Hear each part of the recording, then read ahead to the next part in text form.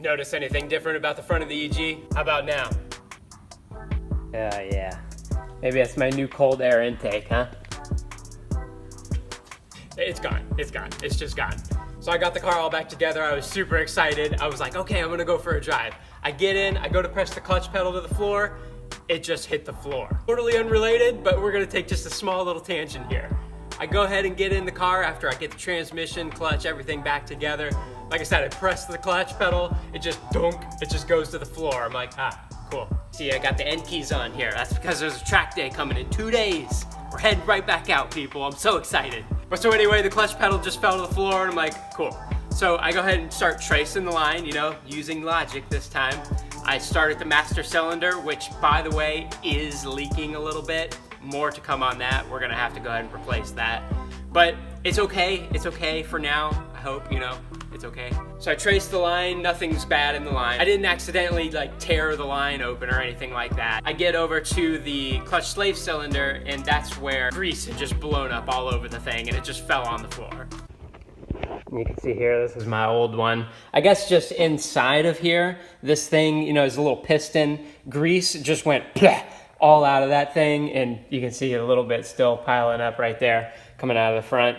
But yeah, that thing is just done. Just went ahead and replaced that with this car request piece, and yeah, it works really good. But so we'll get to that. Definitely need to tackle the clutch master cylinder, but I believe it's gonna be fine through this next track day. And so I got everything back together, the line bled through again, clutch was feeling good. I was like, yes! So I was really excited because that was the first drive again with the new transmission, new clutch pack. I needed to break in the clutch, start that process. And I wanted to really test the transmission, make sure that, all 5 gears row through and reverse. And it does. I'm happy to report it does. New transmission is awesome. It feels really good, makes no weird noises, exactly what I wanted from the thing. But so anyway, I pulled the car out of the garage and at the moment I still had the R888Rs on. So, a little bit more grip to it, even though it's just on the street. But I had those going and I just wanted to go take it for a little rip. I'm like, ha. I'm gonna start getting on this thing a little bit, Not too crazy, because I'm still breaking in the clutch and everything, but, I wanted to give it some revs, feel it again. And then I just start hearing this like really weird, kind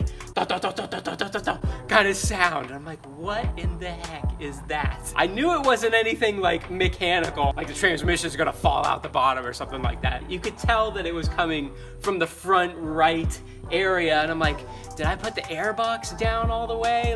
I'm sure I did. I know I did. I remember tightening all those bolts, but it almost sounded like the airbox was kind of jumping in there a little bit. So I'm like, it's fine, I'm going.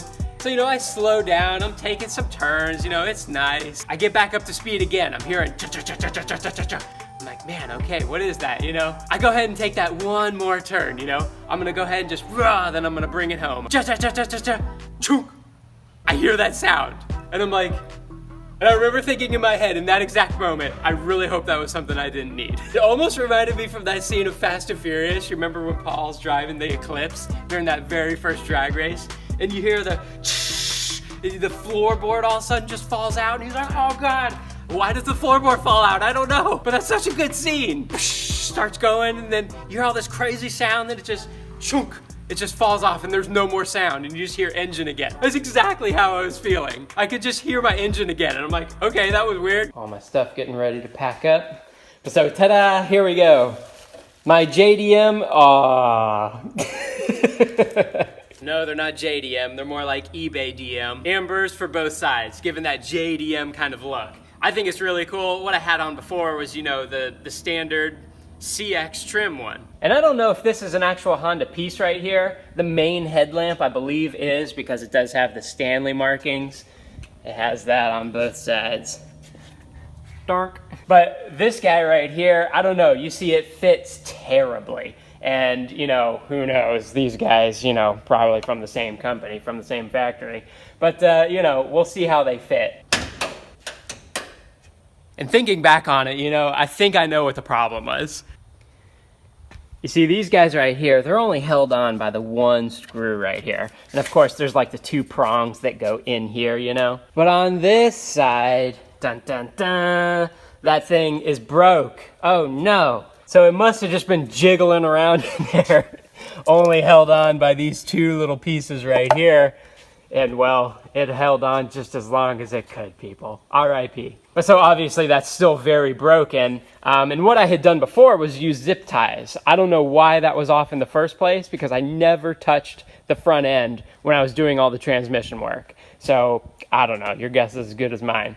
Zip tie flew off somewhere, or I don't even know. Maybe it broke more right here. That's maybe a good explanation, and the zip tie went with it. So zip tie is gonna have to go around something else, I'm thinking. What do you guys think of the car on the Yankees? Gives it a really different look, doesn't it? This is just the wheel and tire package that I use here that drives me up to the farm. And I go ahead and load up the R888Rs inside. See, I got them stacked up here, getting ready to go.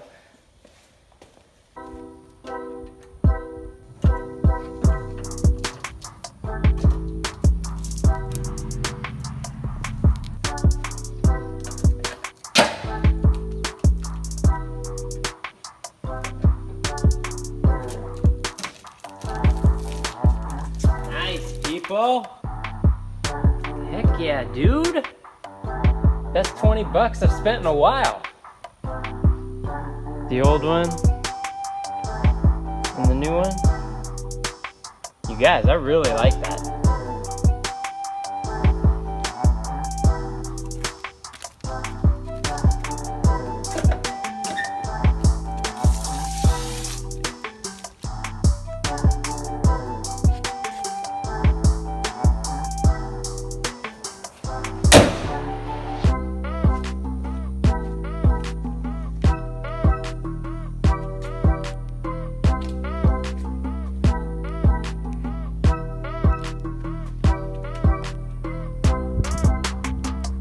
So if you're one of those like perfectionist guys, which I don't know if I am, but I notice things, you know, that doesn't fit totally quite right. You know, this bumper, I don't know, you know, especially this side fender. This is the side that has those two holes in it there. And I don't know, it doesn't quite all line up. You see, you know, the gaps aren't that great. You know, this side definitely is better. This side fender, I believe, is the one that came with the car. So you see the gaps are better. All that can be probably wiggled around and straightened out with. You know, and I could do that sometime, but to be honest, I'm not too bothered. So this is my track car, and well, it just has to look okay. Man, I am really happy with that, you guys. Like, it really is the small things that can be like, uplifting. That looks so good, doesn't it?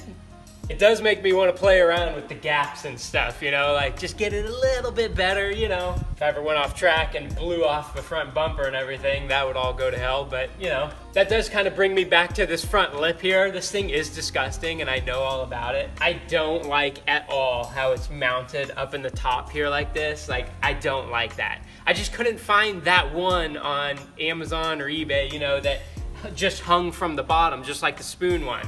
And yes, I know I could get the spoon one, but come on, 500 bucks for this thing? It could blow up so easy if I put a wheel off track, you know? I would love to have the spoon one, but man, you know, I gotta put my money in the right place. So anyway, my friend Mark from Honda Street Garage sent me a link to get the front lip that's just like this, the spoon style, but it won't hang from the middle there. It will be all underneath the bumper. So I think I would like to get on that. But this thing does the job for right now, you know.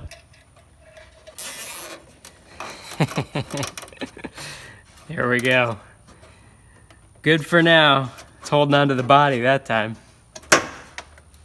Well, that does make me want to mess around with these rear tails. You see, they've been super cracked and spiderweb since I got this car. And I've been talking to my friend James Mail, Concept286 on Instagram, about getting some tails and everything, but I've kind of let the conversation drop because, you know, my focus was turned elsewhere. But I may be hitting you back up, James, I don't know. But, you know, the whole eBay DM, that could be good too.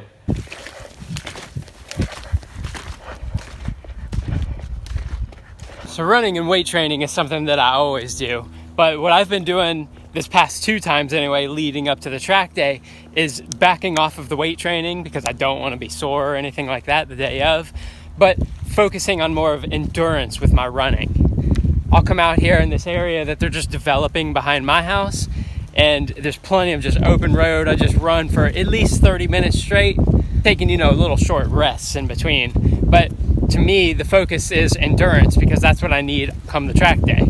You may be thinking, what does that have to do with cars? Well, think about this. How could your car perform at its best if you're not at your best? Now, I'm not saying I'm at my best, but I'm trying to get there. And I think that's the point, is to try to get there with your fitness. Because if you have a fully built car, everything is great, it's going to respond excellent, the turning is amazing, but then you're sluggish and slow, how in the world could you expect to get the best out of your car?